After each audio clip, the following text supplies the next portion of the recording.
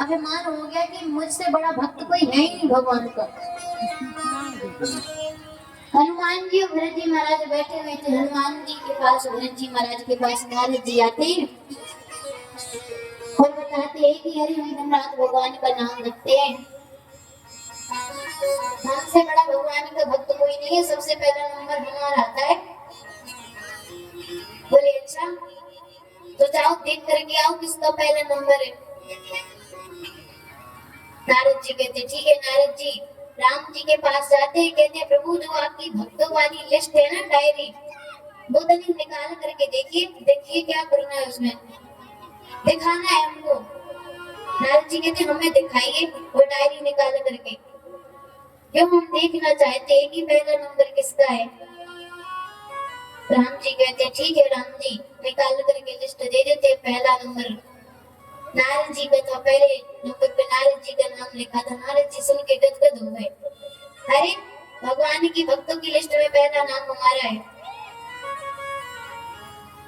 भाग करके आते भरत जी और हनुमान जी को लेवा करके जाते, देखो पहला नाम लिखा है हमारा, पहले नंबर पर। हनुमान जी देखे, हनुमान जी कहने लगे अच्छा ये भक्तों की लिस्ट है। बोले प्रभु वो आपकी पर्सनल वाली डायरी कहाँ है, तनिक वो तो दिखाइए। नारद जी सुने भी पर्सनल वाली डायरी भी है। पर्सनल वाली डायरी निकाल करके दिए, पहले नंबर पर भरत जी का नाम लिखा था, दूसरे पर हनुमान जी का। तो नारद जी महाराज भी फंस जाते इस चक्कर में। बृहस्पति जी समझाते देव राजेंद्र को, तुम्हें क्या लगता है भरत जी जा रहे हैं? भरत जी नहीं जा रहे हैं, राम जी स्वयं मिलना चाहते हैं भरत जी से। कहते हैं भरत सरस को राम सने,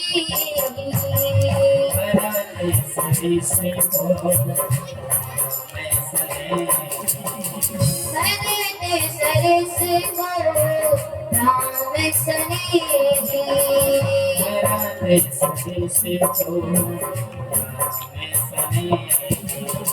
सगले जप राम राम जप जी,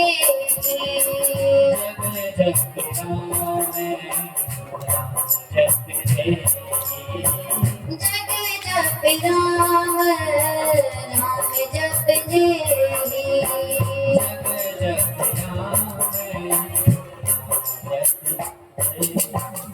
कहते जग जप राम राम जप जी। संसार राम जी को जपता है, लेकिन राम जी भरत जी को जपते। अब आप किसी को दिन रात याद करेंगे, आप किसी को बुलाएंगे, किसी का नाम लेकर के तो सुन करके जरूर आए। हम पंडित जी को बुलाए, पंडित जी, पंडित जी, हमारे पंडित जी तो बहुत ज्यादा मग्न है पढ़ने में। जब बार बार पंडित जी को बुलाएंगे तो पंडित जी सुनेंगे कि नहीं सुनेंगे। जब राम जी दिन रात भरत जी को याद करेंगे तो भरत जी क्यों नहीं आएंगे। भरत जी महाराज नहीं मिलने के लिए गए हैं, राम जी ने भरत जी को मिलने के लिए बुलाया है, राम जी मिलना चाहते हैं। भरत जी महाराज चले जा रहे हैं, छोटे छोटे बालक खेल रहे थे, देखते तो भाग करके अपने परिजनों के पास जाते हैं, कहते अरे वो दोनों फिर से जा रहे हैं, जब भी कुछ दिन पहले निकले थे ना वो सांवले गोरे वाले, जो बड़े सुंदर थे, वापस से जा रहे। तो सब भाग करके आते हैं, नगर के लोग प्रवासी देखते हैं। एक कहता है ये वो नहीं है, क्यों? जब वो वाले थे ना, वो दोनों हंसते हुए जा रहे थे, सांवले गोरे जो थे वो हंसते हुए जा रहे थे, और उनके साथ एक स्त्री थी। और जो ये दोनों सांवले गोरे है ना, ये तो रोते हुए जा रहे हैं, और इनके पीछे पूरी प्रजा लगी हुई है, ये वो नहीं है। दूसरे कहते हैं हमें पता है, जब वो गए थे ना पहले, वो इनके भाई हैं, वो घर छोड़ करके चले गए हैं, वे सब उनको मिल करके मनाने के लिए जा रहे हैं, कहते हैं, और उनके पीछे सारी प्रजा चल रही है। कोई बात नहीं, अरे हमने उनसे कहा था कि हमें साथ रख लो, उन्होंने नहीं रखा। इतनी बड़ी प्रजा जा रही है, हम लोग भी इन्हीं के साथ लगे चलते हैं, हमें भी उनके दर्शन मिल जाएंगे। तो रास्ते में मिलने वाले लोग भी प्रजा के साथ लग जाते, चले आ रहे। इधर प्रातः काल सुबह सुबह जानकी मैया जागती है। जानकी मैया राम जी के पास आती, कहती प्रभु मुझे स्वप्न आया कि भरत भैया आ रहे हैं और सब साथ में मैयाएं भी आ रही हैं, लेकिन प्रभु मैयाओं की मांग में मुझे सिंदूर नहीं देखा। राम जी सुनते तो राम जी कहते हैं कि स्वप्न तो ठीक नहीं है, लेकिन जो होगा देखा जाएगा, कुछ भी अनिष्ट नहीं होगा। राम जी इतना कह करके मुनिवरों को साथ में लेकर के पूजन करने के लिए चले जाते। पूजन करने के लिए चले जाते, थोड़ी देर बाद राम जी देखते हैं कि उत्तर दिशा से धूल उड़ रही है, किसी के भाग करके आने की आवाजें आ रही है, पक्षी चहचहा रहे हैं। राम जी भाग करके अपने आश्रम में आते तो कोल भी ला करके कुछ राम जी को ढूंढ रहे हैं। राम जी को प्रणाम करते कहते प्रभु भरत जी आपके कोई लगते हैं? भरत जी आ गए हैं। राम जी सुने कि भरत आ गया है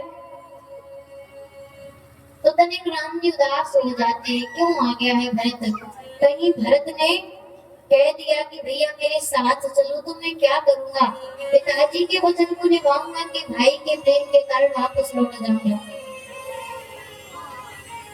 फिर राम जी कहते कोई बात नहीं, भरत हमारे साधु है, जैसा हम कहेंगे वो वैसा ही करेंगे, वो धर्म को जानते। लक्ष्मण भैया सुने भरत जी आ रहे, लक्ष्मण भैया तुरंत धनुष बाण निकाल लिए, बोले अब ये हमसे युद्ध करने के लिए आए हैं क्या? भेज करके, अगर भरत हमसे युद्ध करने के लिए आए कोई बात नहीं, युद्ध आकर के कर ले, डरने वाले नहीं है हम। राम जी सुने तो राम जी कहते भैया धनुष बाण भीतर रखिए आप। आपको क्या लगता है भरत जी लड़ने के लिए आ रहे हैं? अरे आप भरत को जानते नहीं हैं, भरत के ऊपर मुझे पूर्ण भरोसा है, लेकिन कहते साथ में रहने से भरोसा नहीं बढ़ता है। लोग कहते हैं कि साथ में रहो तो भरोसा होता है। लक्ष्मण भैया राम जी के सदैव साथ में रहते हैं, लेकिन लक्ष्मण भैया के ऊपर राम जी को भरोसा नहीं रहता, कभी क्या करते?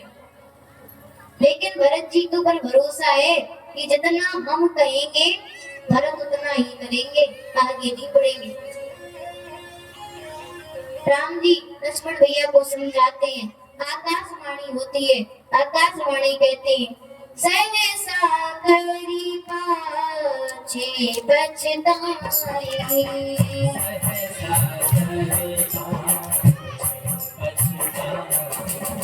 सहसा करी पाछे पछताए, सहसा करी पाछे पछताए,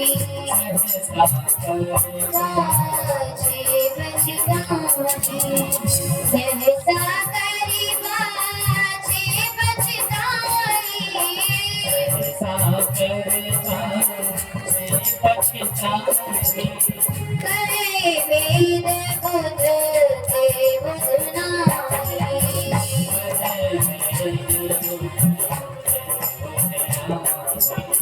करे वेद बुध के बुझनाए।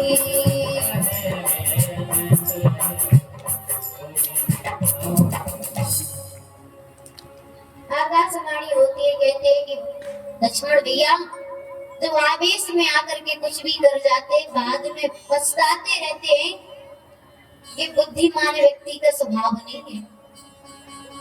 राम जी भी कहते हैं कि तुम कह रहे हो लखन कि भरत जी को अहंकार हो गया है। राम जी कहते हैं कि अगर भरत को ब्रह्मा विष्णु महेश की उपाधि मिल जाए तो मैं कहता हूँ कि मेरे भक्त को अहंकार नहीं आ सकता। पृथ्वी अपनी क्षमाशीलता का त्याग कर दे संभव है, लेकिन मेरे भक्त को अहंकार आ जाए संभव नहीं।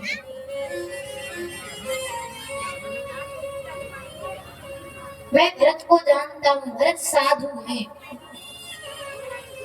लक्ष्मण भैया संकोच करने लगते, सोचने लगते मैंने क्यों ऐसा बोल दिया, दुखी हो जाते हैं लखन भैया। इधर निषाद राज को एक ऊंचे टीले पर चढ़ करके भरत जी को साथ में लेकर के राम जी की कुटिया को दिखा करके बताते हैं कि वो रही राम जी की कुटिया, यहाँ पर राम जी रहते हैं।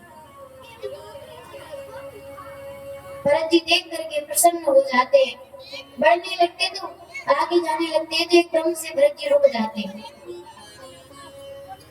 सोचते हैं कि कहीं ऐसा तो नहीं मैं यहाँ पर आ गया और राम जी यहाँ से चले गए तो शायद राम भैया मुझसे मिलना ना चाहते हो, मुझे छोड़ करके चले गए तो।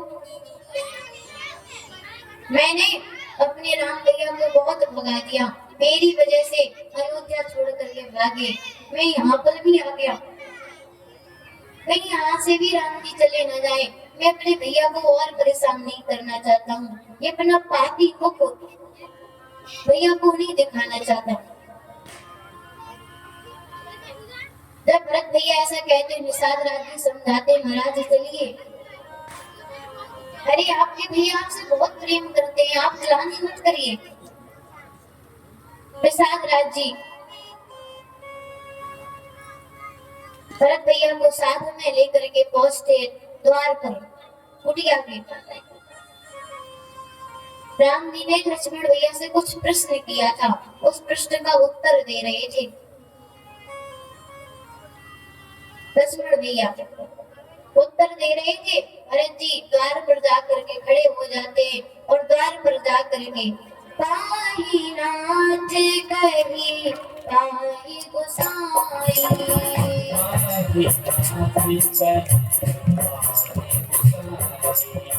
पाही नाथ कही पाही गोसाई,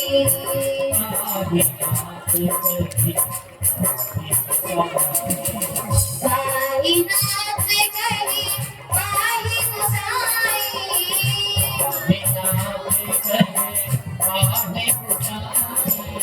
भूतल बड़े लकुट की नाई।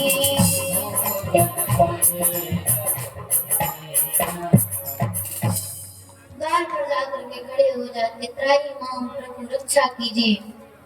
और जैसे किसी डंडे को खड़ा कर दिया जाए और खड़ा करके छोड़ देते तो जैसे वह डंडा जमीन पर गिर पड़ता, वैसे ही भरत जी महाराज पाई मां कह करके धरा पर गिर पड़ते।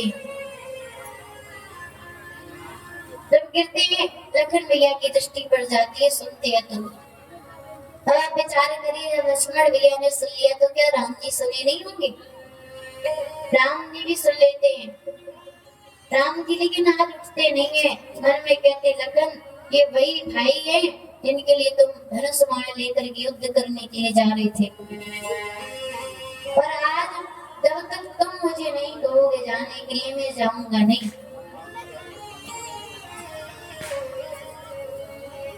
लखन भैया देखे चरणों में प्रणाम करते कहते भैया भरत प्रणाम करत रघुनाथा। भैया भरत भैया आपको प्रणाम कर रहे हैं। राम जी सुनते राम जी के हृदय में इतना वेग उठता, एकदम से उठ पड़ते हैं, कहते उठे लखन सुनि प्रेम अधीरा, उठे लखन सुनि प्रेम अधीरा,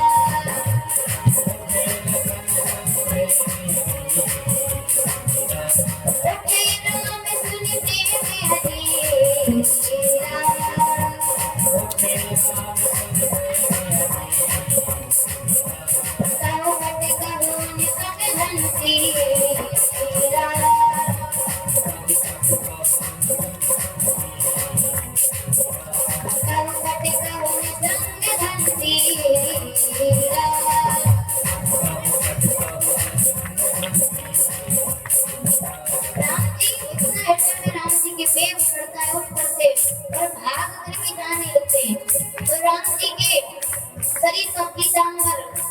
और हाथ से बाण धनुष और सब छूट करके जमीन पर गिर पड़ते। पीताम्बर कहता है कि लक्ष्मण भैया से कहते, जानते भैया मैं जमीन पर क्यों गिर पड़ा? राम जी भरत भैया के पास जा रहे, गले लगेंगे तो कहीं मैं दीवार बन करके ना आ जाऊं, इसलिए मैं पहले से जमीन पर गिर पड़ा, इसलिए मुझे छोड़ करके जा रहे हैं। उठे राम सुन प्रेम अधीरा,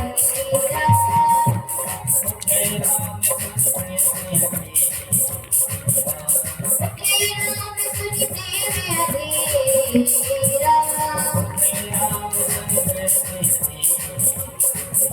संकट होने संग धन तेरा।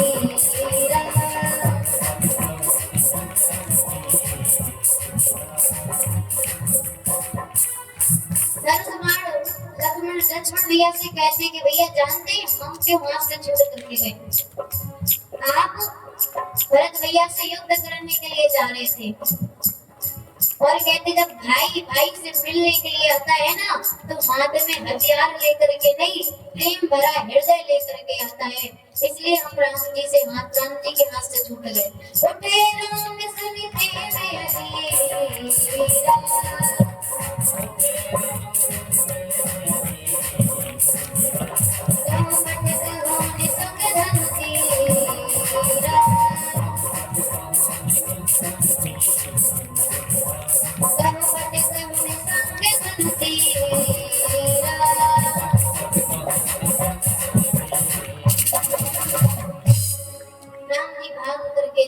हाथों से धनुष बाण शरीर से पीताम्बर सब छूट करके जमीन पर गिर जाते,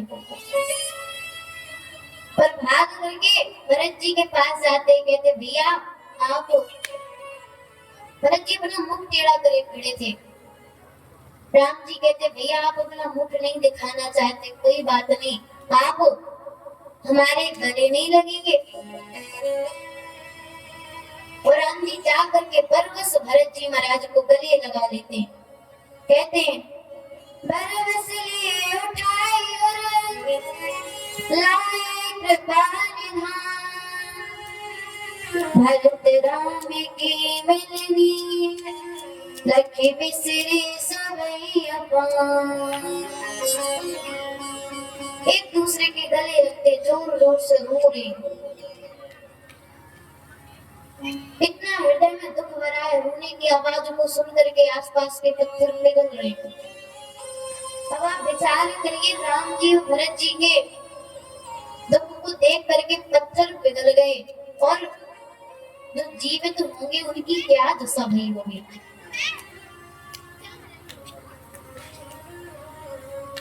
दूर से निषाद राज को प्रणाम करते, कहते प्रभु मंदाकिनी जी के तट पर पूरा समाज आया हुआ है। जानकी भैया के पास शत्रुघ्न भैया को छोड़ते और राम जी सभी से मिलने के लिए मंदाकिनी जी के तट पर पहुंचते। राम जी जाते गुरुदेव के चरणों में प्रणाम करते। गुरुदेव से मिलने के पश्चात राम जी कौशल्या मैया से मिलने नहीं गए, केवटी मैया के पास जाते और जाकर के मैया के गले लग जाते। जानते जब आप किसी के गले लगते हैं तो उसका आपका मुख सामने वाले के कान के पास रहता है और सामने वाले का मुख आपके कान के पास रहता है। राम जी मैया को हृदय से लगाते हैं, माँ से कहते माँ कैसी हो, ठीक तो हो ना? एक मैया रोने लगती है, कहते राम भरत तो मुझे माँ नहीं कहता, संसार के लोग मेरा मुख नहीं देखते। राम जी कहने लगते चिंता मत कर माँ, कोई तुझे माँ कह के पुकारे या ना पुकारे मैं तो पुकार रहा हूँ ना। कोई तुझे देखे तेरे साथ ना खड़ा हो, लेकिन तेरा राम सदैव तेरे साथ में खड़ा है। केवटी मैया से मिलने के पश्चात कौशल्या मैया सुमित्रा मैया उनसे मिलते हैं, प्रजाजनों से मिलते हैं और इसके पश्चात राम जी सभी को आश्रम लेकर के आते हैं। आश्रम में सभा बैठती है। गुरुदेव बताते हैं आपके पिताजी नहीं रहे। राम जी सुनते पिताजी नहीं रहे, सुनकर कितना रोए हैं। राम जी को देख करके सब रोने लगते हैं और ऐसा लग रहा है मानो आज ही महाराज गए हों। सब इतना रो रहे दुख के कारण।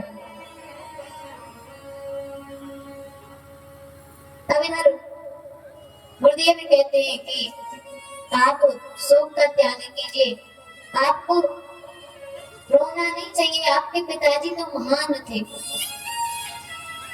अरे आपको अपने पिता का सोच नहीं करना चाहिए। भरत जी आपको मनाने के लिए आए, मन ही मन कहते हैं। राम जी कहते जानता हूँ, लेकिन अब राम जी मन में विचार कर रहे हैं कि मैं क्या करूंगा, कैसे पिताजी की आज्ञा का पालन करूंगा कि भरत जी के प्रेम के कारण वापस घर लौट जाऊंगा। गुरुदेव से कहते गुरुदेव बताइए आप क्या चाहते हैं। गुरुदेव कहते हैं कि हम क्या कहें। अरे राम जी आप ही बताइए, आप ही निर्णय सुनाइए।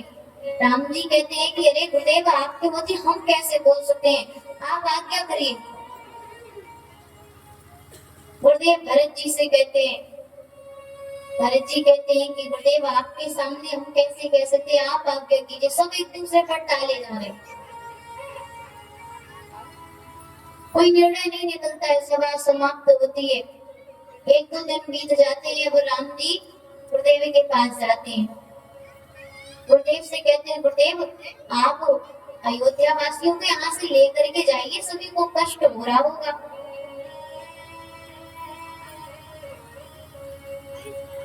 गुरुदेव कहने लगे यहाँ पर रहने में कष्ट, अरे उनको जाने में कष्ट होगा, यहाँ पर तो सब प्रसन्न है।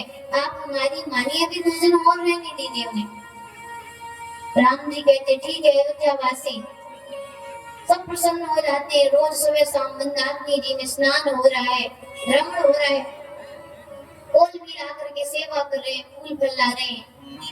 अयोध्या वासी कोल मिलों से कहते हैं महाराज आप कितने अच्छे हैं, आप लोग हमारी कितनी सेवा करते हैं। कोल मिल कहने लगे अरे आप असली सेवा तो हमारी जानते ही नहीं है, अभी हम आपकी सेवा नहीं कर रहे, अभी आपने हमारी असली सेवा देखी ही कहाँ है। अयोध्या वासी कहने लगे तो असली सेवा कौन सी है। कोल मिल कहने लगे असली सेवा हमारी यही है, यही सोचिए कि हमने आपको लूटा नहीं है,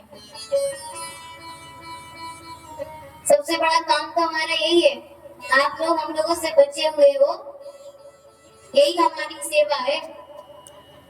अयोध्या वासी कहने लगे हमें क्यों नहीं लूटा। कोल मिल कहने लगे कि आपके भैया को राम जी को आपके देखा है ना, तब से कुछ पाने की इच्छा नहीं रही, ऐसा लगता है सब कुछ मिल गया और जो संसार में लूटपाट के सब धरा का धरा रह जाएगा। उनको देखने के बाद अब कोई भी इच्छा मन में नहीं रही है और कहते हैं कि जब बुलावा आएगा तो सब कुछ छोड़ करके तो जाना ही पड़ेगा।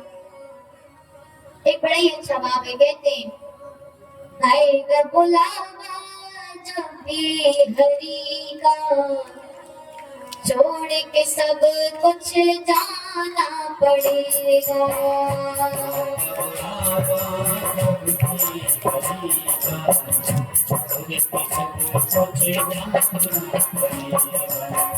आएगा बुलावा जब भी हरि का, छोड़ के सब कुछ जाना पड़ेगा।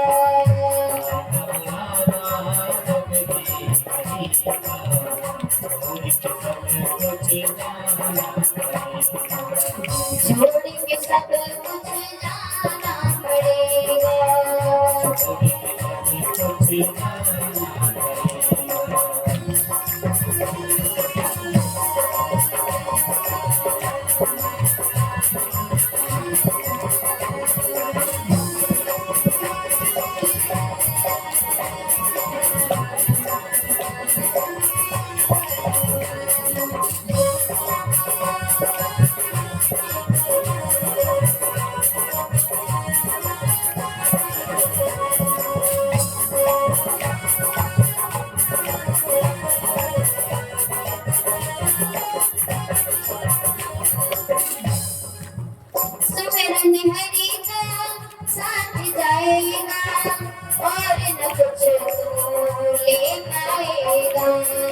सिमरन हरि का साथ में जाएगा और साथ में जाएगा। सुमिरन हरि का साथ जाएगा और न कुछ तू ले पाएगा। और न कुछ ले पाएगा। और न कुछ तू ले पाएगा। और न कुछ ले पाएगा। आएगा बुलावा जब भी हरि का, छोड़ के सब कुछ जाना पड़ेगा। छोड़ के सब कुछ जाना पड़ेगा। छोड़ के सब कुछ जाना पड़ेगा।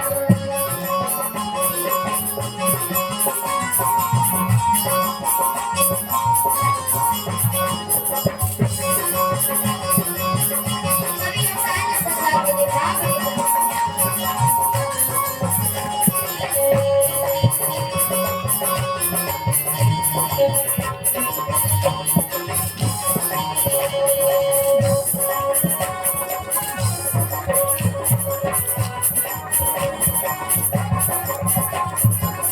सुमिरन हरि की साची कमाई, सुमिरन हरि की, साथ कमाए। सुमिरन हरि की साची कमाई। सिमरन हरि की साथ कमाए। झूठी जग की सब सगाई। झूठी जग की सभी सवारी। झूठी जग की सब सगाई। झूठी जग की सभी सवारी। आएगा बुलावा जब भी हरि का, छोड़ के सब कुछ जाना पड़ेगा।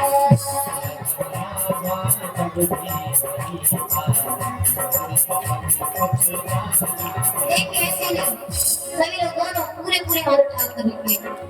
आएगा बुलावा जब भी हरि का, छोड़ के सब कुछ जाना पड़ेगा।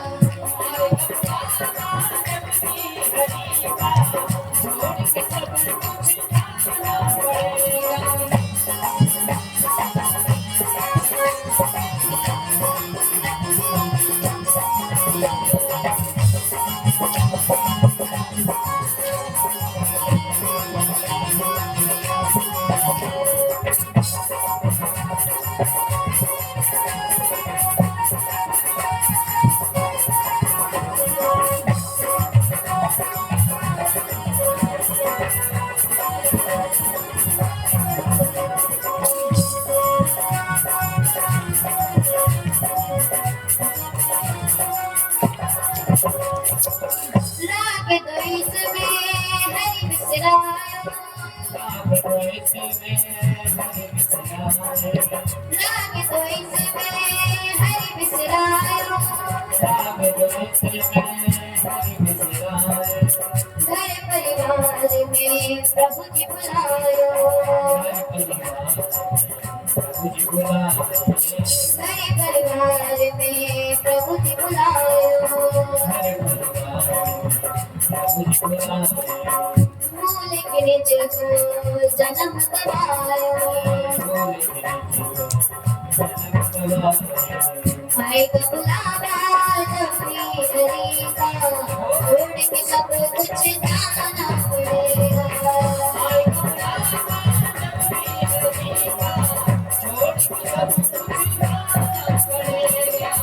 आएगा बुलावा जब भी हरि का, छोड़ के सब कुछ जाना पड़ेगा।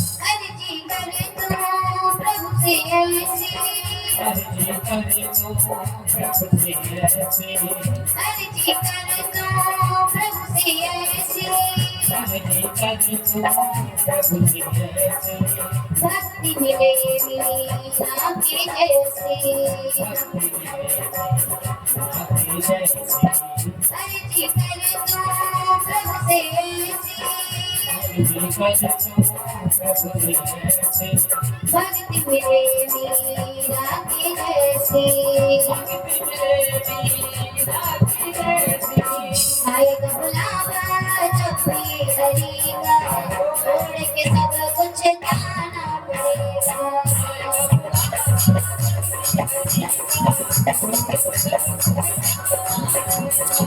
आएगा बुलावा जब भी हरि का, छोड़ के सब कुछ जाना पड़ेगा।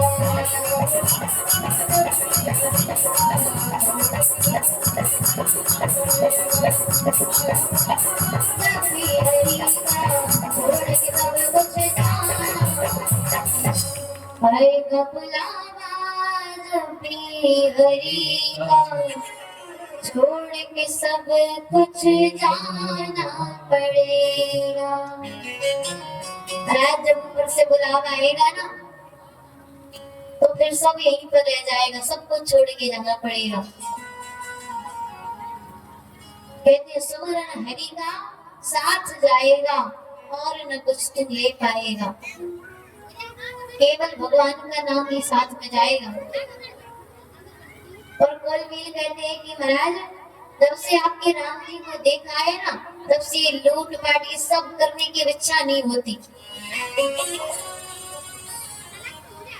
अब देखिए एक दिन सभा बैठती है और उस सभा में राम जी, लक्ष्मण जी और सीता मैया नहीं है। ये प्रजा की और गुरुदेव की सभा है। गुरुदेव प्रजावासियों से कहते हैं कि देखिए हमारा हित इसी में है कि हम राम जी की बात माने, क्यों राम जी पर ब्रह्म है, राम जी ही राजा है, इसलिए हम सबका हित इसी में है कि हम राम जी की आज्ञा का पालन करें। और भरत जी से कहते हैं कि भरत जब अगर आधा मिल रहा हो तो पूरे से लड़ने झगड़ने से अच्छा आधे को ही स्वीकार लेना चाहिए। मेरे पास एक उपाय है। भरत जी कहने लगे कि गुरुदेव बताइए क्या उपाय है। गुरुदेव कहते हैं कि 14 वर्ष का वनवास ही मिला है ना, अगर आप कहो तो आप और शत्रुघ्न जी 14 वर्ष के लिए वनवास में रुक जाओ और राम जी वापस अयोध्या चले जाए। भरत जी सुने ऐसा भी हो सकता है। गुरुदेव कहने लगे हाँ, अगर आप चाहें तो रुक सकते हैं, राम जी वापस अयोध्या चले जाए। भरत जी कहने लगे कि गुरुदेव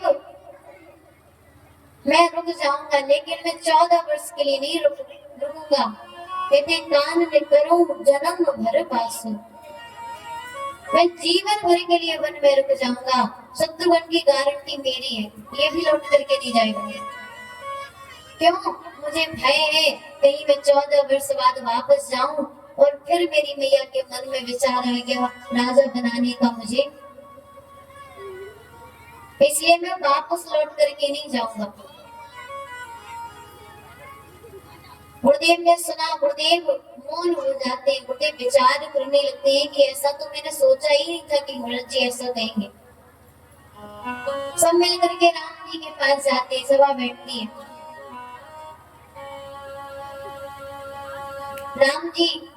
राम जी से गुरुदेव कहते हैं कि राम जी भरत जी आपसे कुछ कहना चाहते हैं, भरत जी की इच्छा है।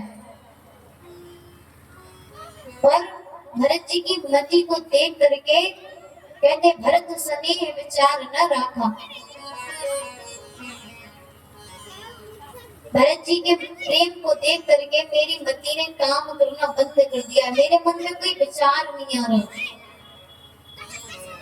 राम जी सुने, राम जी गदगद हो जाते हैं। भरत जी को मन में कहने लगते हैं कि भरत जी धन्य है आप भैया।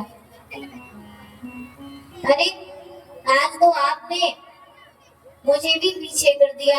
आज गुरुदेव आपकी बड़ाई कर रहे हैं, इससे बड़ी प्रसन्नता की बात मुझे मेरे लिए क्या हो सकती है। राम जी भरत जी से कहते, भैया बोलिए, आप जो चाहेंगे, जैसा चाहेंगे वैसे ही होगा। आप अपने मुख से बोलिए। भरत जी कहते हैं कि मैंने आज तक नहीं बोला, लेकिन मैं आज बोलूंगा। भरत जी राम जी से कहते हैं कि भैया मेरी इच्छा है कि आप और भाभी जी और लक्ष्मण घर चले जाएं, मैं और शत्रुघ्न यहीं पर रह जाऊंगा। आप वापस अयोध्या चले जाइए, आपके बदले से मैं यहाँ पर रहूंगा। राम जी सुने तो राम जी कहने लगे, तुम्हें मैं ऐसे अकेले नहीं छोड़ सकता, ऐसा नहीं हो सकता। भरत भैया कहने लगे, अगर आप अकेला नहीं छोड़ सकते तो जैसे 3 लोग बन में हैं, वैसे मुझे भी साथ में रख लीजिए, 3 के 4 हो जाएंगे। वार्ता ही चल रही थी तब तक जनक जी के दूत आकर के बताते हैं कि जनक जी महाराज आ चुके हैं। राम जी मंदाकिनी नदी के तट पर पहुंचते, जनक जी महाराज से मिलते, विवाह करके लाते आश्रम में। इधर जनक जी की जो धर्म पत्नी है सुनैना मैया, उनके पास कौशल्या मैया जाती है और कौशल्या मैया उनसे कहती है कि बहन ये बताओ, प्रकाश के साधन कौन कौन से हैं? श्री हरि हमारी मैया बातें कर रही है, कोई इम्पोर्टेंट डिस्कशन हो रहा है क्या? बोले तो बातें कर लीजिए, कथा तो बाद में हो जाएगी। देखिए मैयाओं से निवेदन है, बातें ना करें। अरे बातें तो घर में भी हो जाएंगी। जब आप 3 घंटे के लिए यहाँ पर आए हैं तो कथा ही श्रवण कर लीजिए मन से। सुनैना मैया से कौशल्या मैया कहती है कि प्रकाश के साधन कौन कौन से हैं? सुनैना मैया कहती है, पहले तो सूर्य है, मणि है और दीपक है। कौशल्या मैया कहती है कि हमारे कुल के सूर्य चले गए महाराज, जो हमारे कुल के सूर्य थे वो तो चले गए, जो हमारे कुल का मणि था वो यहाँ पर वन में आ गया, और मुझे भय है जो हमारे कुल का दीपक बचा है कहीं वही ना बुझ जाए। महाराज ने जाते समय उससे कहा था, कौशल्या जाने सदा भरत कुल दीपक, भरत को सदैव कुल का दीपक मानना।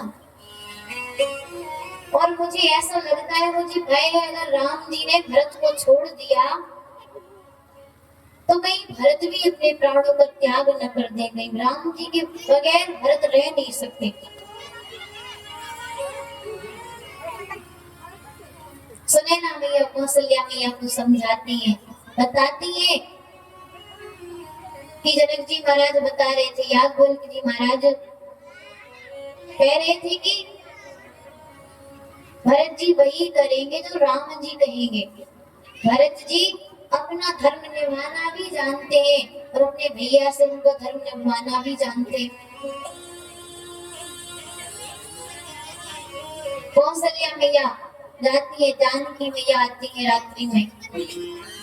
जनक जी महाराज देख के जानकी मैया को हृदय से लगा लेते।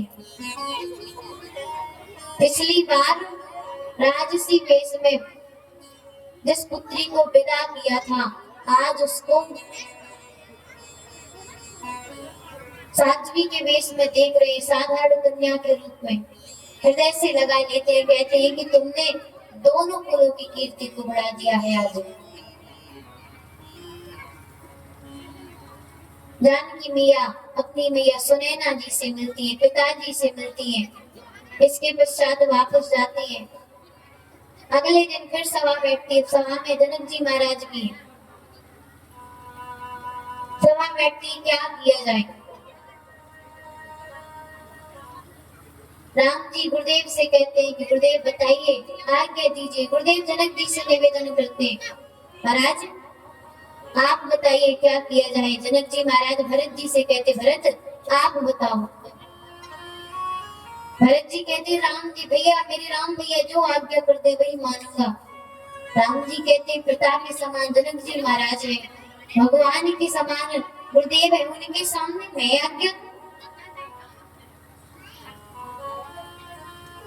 गुरुदेव भरत जी महाराज से कहते हैं कि भरत जी आप बताइए आप क्या चाहते हैं। तो भरत जी महाराज एक ही निवेदन करते हैं कि जो भैया आज्ञा करते, भैया एक बार अपने मुख से कह दे, वो जैसा कहेंगे मैं वैसा ही करूंगा। निवेदन करते हैं, कहते हैं जहां नाच रख दोगे वहीं मैं रहूंगा, जहां ले चलोगे वहीं मैं चलूंगा।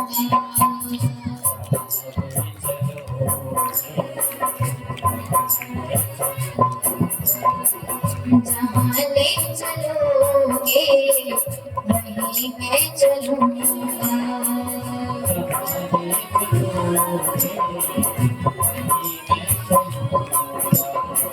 जहां नाच रख दोगे, जहां नाच रख दोगे, जहां नाच रख दोगे वहीं मैं रहूंगा, जहां ले चलोगे वहीं मैं चलूंगा, वहीं मैं चलूंगा। जहां ले चलोगे वहीं मैं चलूंगा।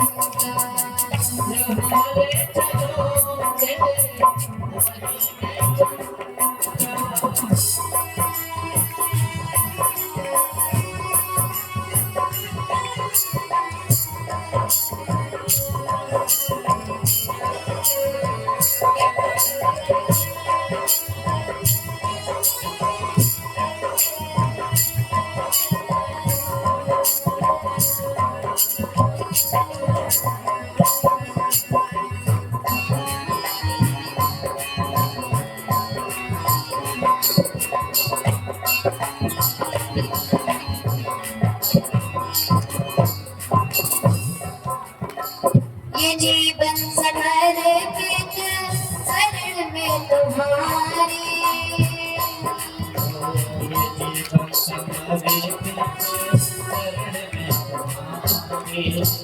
ये जीवन समर्पित शरण में तुम्हारे, ये जीवन समर्पित शरण में तुम्हारे। तुम्ही मेरे सर्वस्व, तुम्ही प्राण प्यारे, तुम्ही मेरे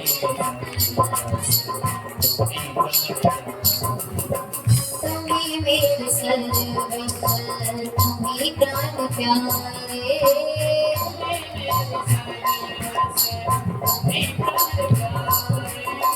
तुम्हें छोड़ कर ना, तुम्हें छोड़ कर ना, मैं किससे कहूँगा, जहाँ ले चलोगे वहीं मैं चलूँगा।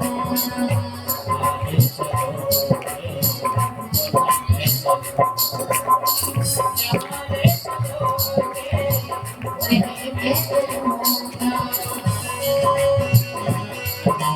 सभी लोग तालियां बजा के दिखाओ।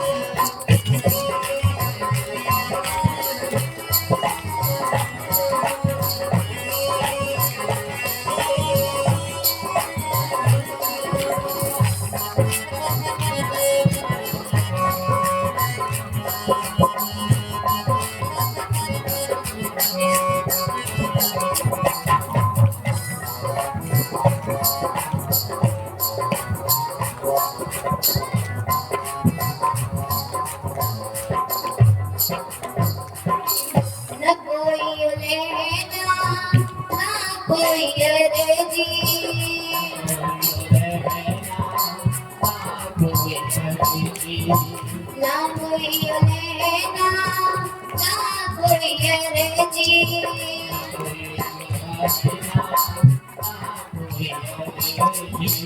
कर लो करा लो तुम्हारी जो मर्जी।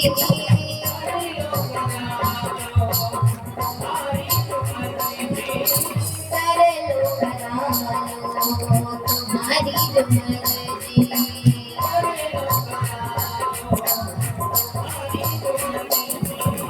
कहना भी होगा तो कहना भी होगा तो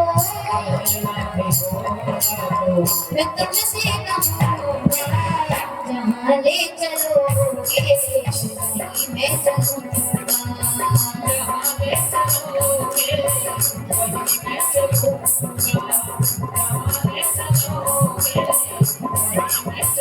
देखिए चलिए सभी लोग दोनों हाथ उठा करके प्रभु से कहना है कि जहाँ ले चलोगे जिस हाल में आप रख देंगे वहीं पर रहने के लिए हम तैयार हैं।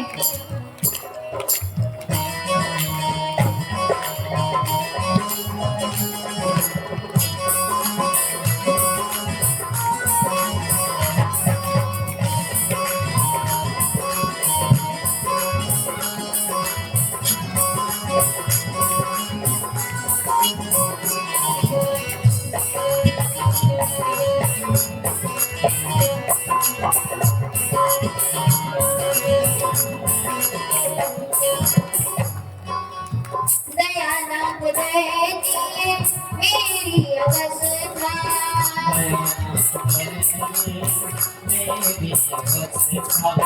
दयानाथ दया दिए मेरी अवस्था।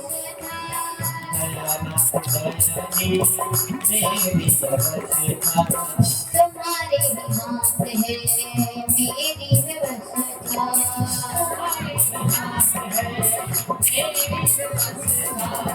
तुम्हारे ही हाथ है मेरी अवस्था। तुम्हारे ही हाथ है मेरी व्यवस्था।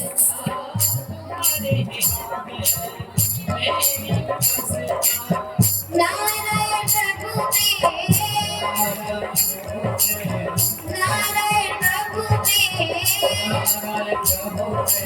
मैं पावन कहूँगा जहाँ ले चलोगे वहीं मैं चलूँगा।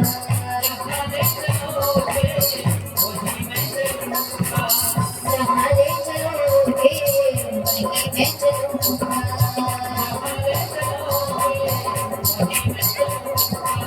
जहाँ नाथ रख दोगे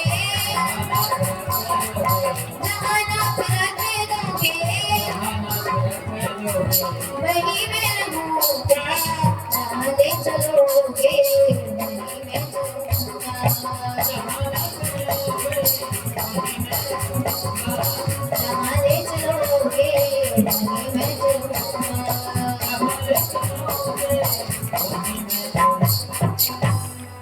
जहाँ ले चलोगे वहीं मैं चलूँगा। भरत जी कह दी अपनी बात कि प्रभु जैसा आप कहें जैसी आपकी जो इच्छा हो मैं आपके मुख से सुनना चाहता हूँ। मेरी यही इच्छा है। राम जी कहते मैंने कहा था ना मेरा भरत अपना धर्म अपने धर्म का पालन करना भी जानता है और अपने भाई के धर्म के पालन को कराना भी जानता है। राम जी कहते भैया आज हम बंटवारा कर लेते हैं। भरत जी कहने लगे प्रभु आप मुझसे बंटवारा करना चाहते हैं? संपत्ति को मैंने तो ठोकर मार दिया, मुझे नहीं चाहिए संपत्ति। राम जी कहते संपत्ति का कहाँ कर रहे हैं बंटवारा, आज मिल करके हम दोनों विपत्ति का बंटवारा करते हैं। और जानते हैं अगर बंटवारा करना ही है ना तो भाई भाई एक दूसरे की संपत्ति का नहीं विपत्ति का बंटवारा करिए। और भाई के अलावा कोई विपत्ति का बंटवारा करवा भी नहीं सकता। तो हमारा तो एक ही निवेदन है, बंटवारा करना ही है तो संपत्ति का मत करिए पिताजी की, बंटवारा करना ही है तो विपत्ति का करिए एक दूसरे की।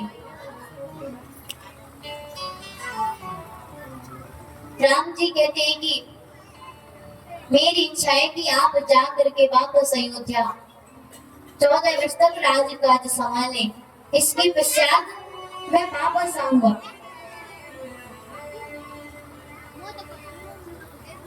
भरत जी सुने गदगद हो जाते, प्रभु ने आज्ञा दे दी। कहते प्रभु वो जो राज तिलक की सामग्री लेकर के आए थे, हम अभी तिलक कर दें आपका?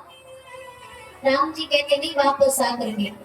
कहते तो सामग्री का क्या किया जाए? तो राम जी कहते हैं जैसे मुनिवर व्यवस्था करवाए, जो मुनि लोग थे उनसे कहते हैं कि आप रख दीजिए। तो उस राज तिलक की सामग्री को एक कूप में डाल देते हैं, कुएं में। उस कूप को हम वर्तमान में भरत कूप के नाम से जानते हैं। जब चित्रकूट जाते हैं तो मिलता है, और कहते हैं कि राम जी कहते जो भी इस कूप के जल को अपने सिर पर लगाएगा उसको सारे तीर्थों को फल मिल जाएगा। राज तिलक की सामग्री कूप में डलवा देते हैं। इसके पश्चात तो सभी वापस आते, सब मौन बैठे हुए हैं। राम जी विचार कर रहे हैं कैसे कह दे कि हम वापस चले जाइए, मौन बैठे हैं। भरत जी समझ जाते हैं भैया को संकोच हो रहा है। तो भरत जी महाराज स्वयं से बोलते हैं कि भैया आज्ञा दीजिए जाने की। राम जी सुनते तो राम जी भरत जी को हृदय से लगाते हैं, कई प्रकार से समझाते हैं, राज व्यवस्था के बारे में समझाते हैं कि आपके लिए जनक जी महाराज है, गुरुदेव है और माताएं हैं, कोई भी व्यवहार हो तो आप इनसे पूछ करके करिएगा। राम जी समझा रहे भरत जी को, लेकर अभी मन में संतोष ही नहीं है। राम जी अब भरत जी सोचते हैं कि भरत जी विचार कर रहे हैं कोई ऐसी निशानी दे दे प्रभु जिसको मैं ले करके अयोध्या जाऊं। तब वहां पर राम जी का नवीन अवतार हुआ है, पादुका अवतार। लेकिन जब राम जी घर से चले थे तो पादुकाएं पहन करके नहीं चले थे, नंगे पैर आए थे। तो राम जी का नवीन अवतार होता है पादुका अवतार। राम जी अपनी पादुकाएं भरत जी महाराज को दे देते हैं। कहते हैं प्रभु करी कृपा पावरी दीनी,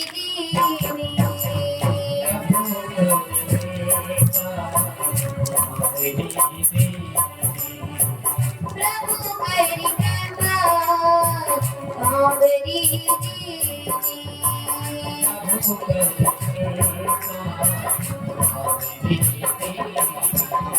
सादर भरत शीस धरनी,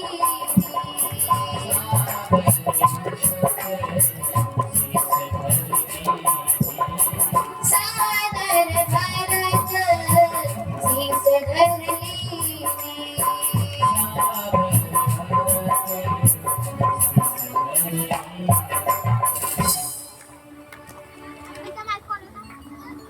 भरत जी महाराज को राम जी पादुकाएं देते हैं, शीश पर पादुकाओं को रखते हैं,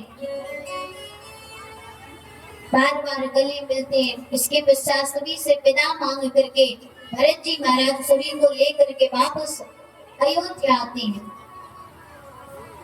अयोध्या में आकर के पादुकाओं को सिंहासन पर धर देते हैं। क्यों? राजा राम जी हैं, भैया राजा है तो भैया उनकी पादुकाओं को सिंहासन पर रख देते। और कोई भी व्यवहार करते भरत जी तो पादुकाओं से पूछ पूछ करके करते। शत्रुघ्न भैया को माताओं की सेवा में लगा देते हैं भरत जी महाराज। जनक जी महाराज राज कार्य को संभलवाते, इसके पश्चात वापस जाते। भरत जी महाराज सोचते हैं कि मेरे भैया वहां पर कुटिया में रहते हैं, धरती पर विश्राम करते, सेन करते हैं, और मैं राज्य में रह करके, अपने महल में रह करके सुख सुविधाएं भोगूंगा। ऐसा विचार करके अयोध्या से बाहर नंदी ग्राम में जाकर के कुटिया बना करके रहने लगते हैं। भरत जी सोचते मेरे प्रभु धरती पर शयन करते। तो भरत जी महाराज गड्ढा खोद करके उसमें कुसा बिछा करके उनसे नीचे गड्ढे में शयन करते। भरत जी महाराज के इस व्रत को देख करके तप को देख करके अयोध्या वासी उनकी बड़ी प्रशंसा करते। और गोस्वामी तुलसीदास जी महाराज अयोध्या कांड की कथा को विश्राम देते हुए कहते हैं, श्री राम प्रेम पीयूष पूरन होते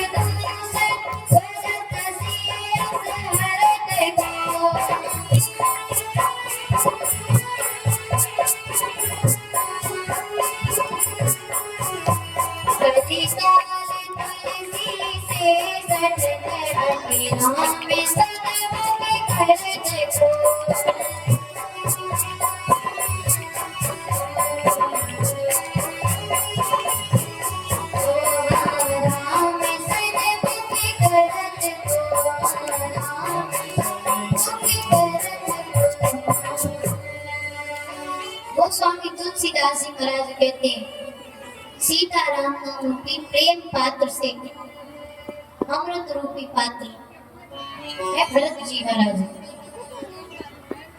कहते जो राम जी और सीता जी का प्रेम है वही भरत जी का स्वरूप धारण करके आ गया। और कहते हैं कि अगर भरत जी महाराज का अवतार ना होता तो मुनियों के लिए अष्टांग योग यम नियम आसन प्राणायाम प्रत्याहार धारणा ध्यान समाधि कौन सरल करता। कहते हैं कि जो मुनियों के लिए भी अगम है भरत जी महाराज ने उनको सुगम बनाया उनके लिए।